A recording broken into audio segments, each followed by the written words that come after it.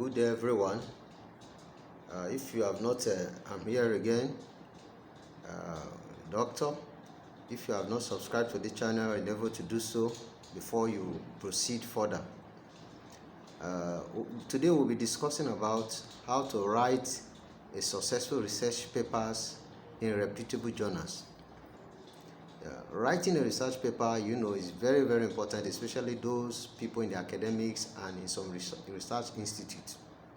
I believe people should be able to benefit from your work, from your knowledge, and you should be able to advance knowledge through your research. So research that is not publishable is not a good research at all. First of all, before you consider writing a research paper, first of all, you have to consider, is that research publishable? Have you solved problem? Have you touched life through that research? And is that research correct? And the first thing you need to do is that look at the title of that research.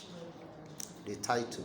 The title should be able to reflect the objective of the research.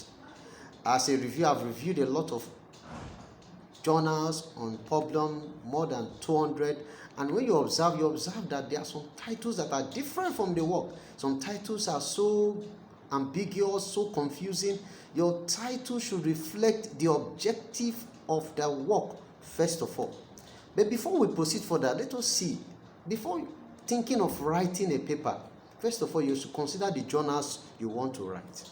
First of all, go and study the various journal guidelines. You have to understand the guidelines for authors so that your work will not be rejected. Your work has to be tailored according to the journal guidelines. And also you have to consider, is the journal genuine or predatory? Check for their website, check for their indices and the rest. You have to be sure. And number two, the abstract. Then the name, your name and affiliation and the various authors, very important. And the next thing to consider is the abstract. Your abstract must be concise. In fact, your abstract is a summary of your work. And your abstract should reflect the following parameters. One, the aim of that research. Just a short aim. There are sometimes when I review work, you see some people who write stories. We don't need stories. You have the aim of that research. Number two, the methodology. A concise methodology. You don't need to write the procedures and everything on the work. Just a concise methodology. And thirdly, the results. You have to summarize the results. In P less than 0.0 P, the result significant. There are sometimes when I review work, you see the results so ambiguous, some results are so disorganized. Your result need to be organized. Is it significant at P less than 0.05 or is it significant at P less than 0.001? It should be stated.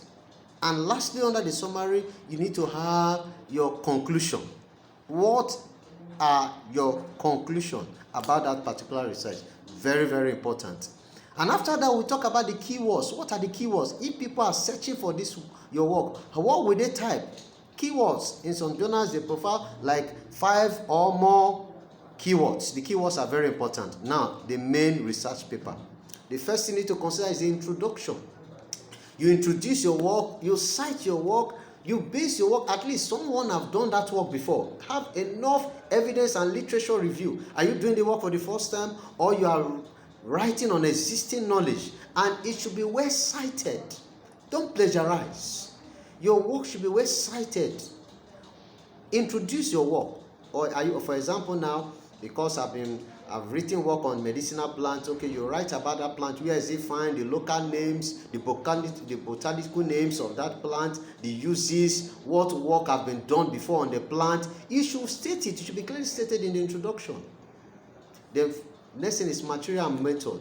What materials? For example, those of us in the medical field, when we are making research using plants, medicinal plant, for example, you need to write the plant voucher number of that plant. Very, very important. I've gone through some a lot of work. They don't write the number so that someone can trace it, and if there are further researches on that plant, someone can get it somewhere and work on it. You understand? So your materials and methods should be straightforward. You don't need to write everything, procedures, You don't need to write procedures and the rest, long procedures, that. You don't need that. You should be straightforward. Summary of the procedures. And not only that, the methodology should be clearly stated. Then the next one, we are talking about the result. Your results should be expressed. See that, use graph or tables, but don't use graph and table together, or use graph or tables. Very, very important. Then you go to your discussion. Discuss your results extensively and cite where necessary. And at the end, you write your conclusion. Your conclusion, very important. Summarize your conclusion. You don't need to write long stories. And are there conflicts of interest? It should be clearly stated. And your references. And your references, you should reference your work according to the journal guidelines, and cite also according to, because every journal have their own style of references and citations. And with that, you are good to go. And I wish you the best in all your endeavor.